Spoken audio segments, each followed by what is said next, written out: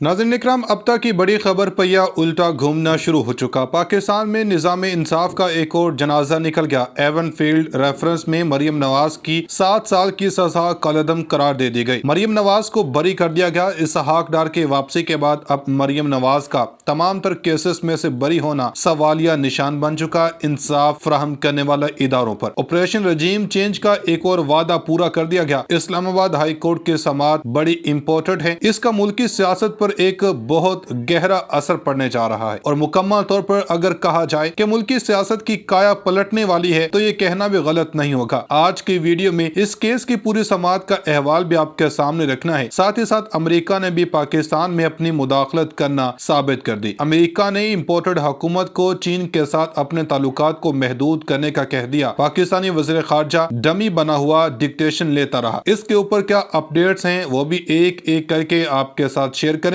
आपसे गुजारिश है कि वीडियो को मुकम्मल लाजमी देखें। नाज़रीन इकराम, मरियम नवाज की बरियत पर बात करने से पहले आपको बताते चलें कि इस वक्त सूरत-ए-हाल ये बन चुकी है कि पाकिस्तान की सियासत में बेयकीनी की सूरत-ए-हाल है। एक ऐसी सूरत-ए-हाल जिसमें कुछ भी अंदाजा लगाना बहुत मुश्किल है और हम लगातार अपने व्यूवर्स को बताते रहे हैं कि जो भी खबर आपके सामने रख रहे होते हैं, खास तौर पर बैकडोर हवाले से, इसके बारे में ये जरूर बताते रहते हैं कि ये अभी तक की सूरत-ए-हाल ऐसी है, ये चेंज भी हो सकती है, ड्रामाई तब्दीलियां हो रही हैं। लेकिन एक चीज कंफर्म बता देते हैं, इस वक्त होने क्या चाह रहा है। इसके हवाले से एक तो पीटीए से पूछें तो इन्हें भी अभी तक नहीं पता। अब इम्पोर्टेड हुकूमत से पूछें तो इन्हें भी नहीं पता और इस्टेब्लिशमेंट से पूछें तो इनको भी 100% यकीन नहीं है कि चीजें कैसे चलेंगी। अलबत्ता एक बात तय है कि तीनों के अपने प्लान्स और इनके हल हैं, इन सब के ऊपर वो अमल पैरा हैं। लेकिन किसका सोल्यूशन या कौन विक्टोरियस होगा, कौन जीत का मजा चखेगा, इशू असल में यह है। अब यहाँ पर कुछ चीजें हैं। एक जानब खान साहब अपना मोमेंटम बरकरार रखे हुए हैं, बहुत सी बैकडोर चीजें चल रही हैं। परवेज खटक ने भी कहा कि 2 से 3 दिन में अच्छी खबर मिल जाएगी। इन्होंने यहाँ तक कहा कि मैं खुद मामलात को देख रहा हूँ। यहाँ तक कि ईवान सदर में मुलाकात की खबरें आई। लेकिन इमरान खान ने जीसी यूनिवर्सिटी में खुलकर बात की,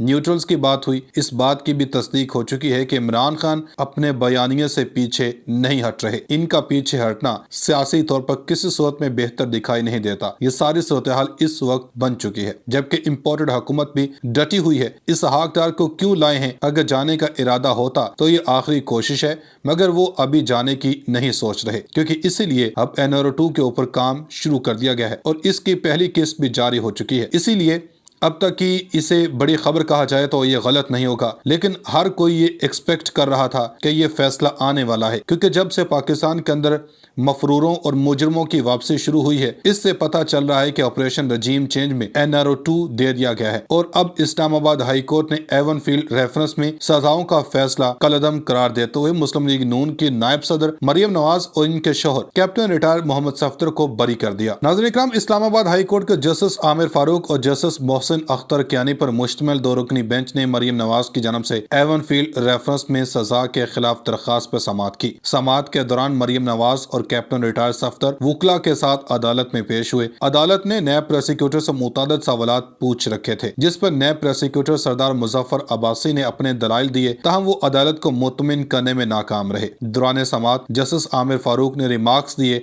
कि हम पब्लिक नॉलेज या किसी की सुनी सुनाई बात पर फैसला नहीं कर सकते। Maryam Nawaz public office holder नहीं थी, इसलिए इन पर असासों का केस नहीं बनता। नाज़रीन इकराम, इस्लामाबाद हाई कोर्ट ने मरियम नवाज के वकील अमजद परवेज एडवोकेट और नैब प्रोसिक्यूटर के दलाइल सुनने के बाद केस का मुख्तसर फैसला सुनाते हुए मरियम नवाज की 7 साल की सजा कलअदम करार दे तो इन्हें बरी कर दिया। याद रहे कि एहतसाब अदालत ने एवन फील्ड रेफरेंस में मरियम नवाज को 7 साल और इनके शोहर कैप्टन रिटायर्ड सफ्दर को 1 साल कैद की सजा सुनाई थी। मरियम नवाज को जुर्म में मुआवनत के इल्जाम में सजा सुनाई गई थी। एवन फील्ड केस में ही मुस्लिम लीग नून के कायद नवाज शरीफ को 10 साल कैद की सजा सुनाई गई थी। नाज़रीन इकराम, उधर मुस्लिम लीग नून के नायब सदर मरियम नवाज ने कहा है कि लंबी आजमाइश के बाद सच सामने आ गया है और हमारी बेगुनाही साबित हो गई है। पाकिस्तान में कभी किसी का इतना कड़ा एहतसाब नहीं हुआ। फैसले पर अल्लाह का शुक्र अदा करती हूँ। अपने वालिद नवाज शरीफ से फोन पर गुफ्तगू हुई है। नवाज शरीफ मेरे वालिद और लीडर हैं, इन्हें बता दिया कि हम सुरखरू हो गए। फैसला आया तो सबसे पहले नवाज शरीफ याद आए। इस्लामाबाद हाई कोर्ट के बाहर मीडिया से गुफ्तगू करते हुए मरियम नवाज ने कहा कि नवाज शरीफ को अल्लाह ताला ने सुरखरू किया। मेरी बात तो बहुत बाद में आती है। फैसले के बाद ख्याल आया